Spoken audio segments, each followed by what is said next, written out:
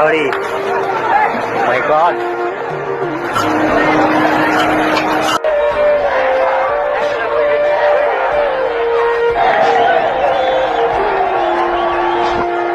यो मेरो रगत हो, नेपालीको रगत हो, नेताहरूले बगाएका छन्, right? We are going to stand together.